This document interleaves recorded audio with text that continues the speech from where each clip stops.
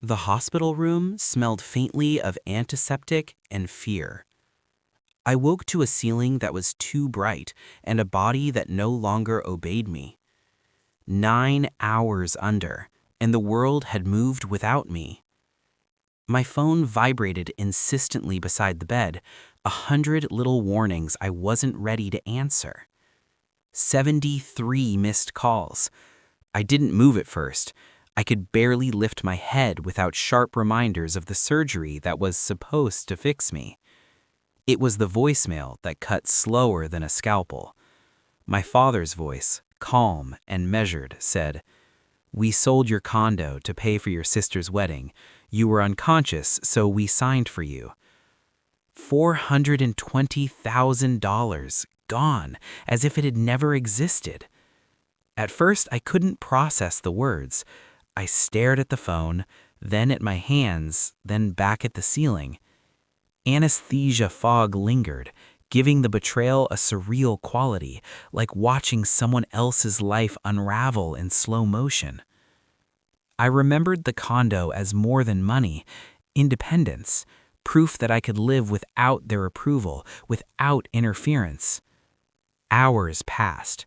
The nurse helped me sit upright and my legs trembled under the unfamiliar burden of weight.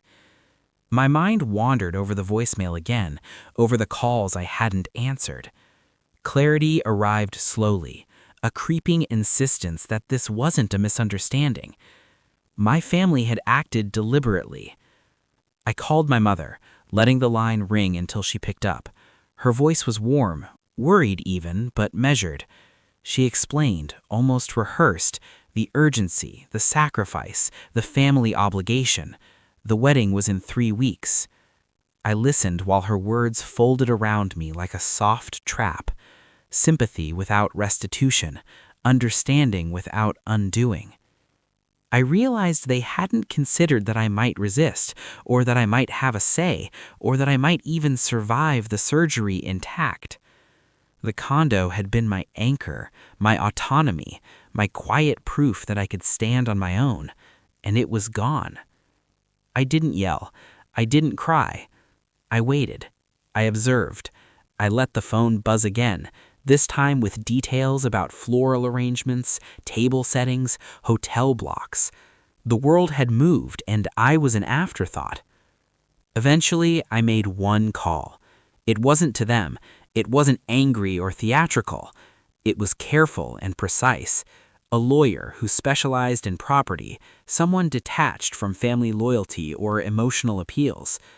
The call took minutes, but it felt like hours. A quiet authority entered the room through the voice on the other end, and the ground shifted subtly beneath their plans.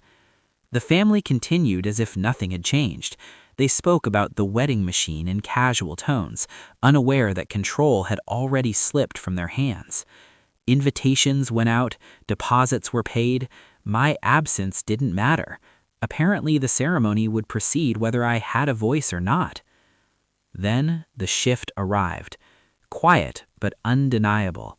Official paperwork, delivered not by me, but by professionals, arrived at their door. Legal language, neutral and precise, reframed the condo sale as unauthorized. Control had transferred without confrontation, without drama. My family's orchestrated certainty dissolved in the presence of authority they couldn't dismiss or negotiate away. The wedding didn't collapse. It paused. The venue froze, funds temporarily inaccessible, plans forced into suspension. The silence after that official notice was louder than any argument I could have made. The world was still moving, but it now recognized the limits of their unilateral power. I never attended the wedding. I didn't need to. My recovery was slow, my body still reclaiming itself hour by hour, day by day. Relationships didn't repair, but they redefined themselves. Distance became a boundary, and boundaries became a kind of dignity that could not be erased. I walked cautiously, every step a reminder of the surgery and the vulnerability it exposed. But there was a clarity now, too. Dignity could be reclaimed quietly. Power didn't need spectacle to exist. It could arrive through patience, through legal authority, through restraint. I didn't need revenge. I didn't need their acknowledgement. What was lost in dollars had been partially restored in principle. The ability to say no, to insist on presence, to exist in my own right without being overridden. At night, I replayed the voicemail in my mind. I felt the absence of money, yes, but more than that, I felt the absence of choice that had been returned to me in the most understated way. I realized that this was not triumph as stories usually tell it, but something steadier, control reclaimed with careful hands, uncelebrated and real.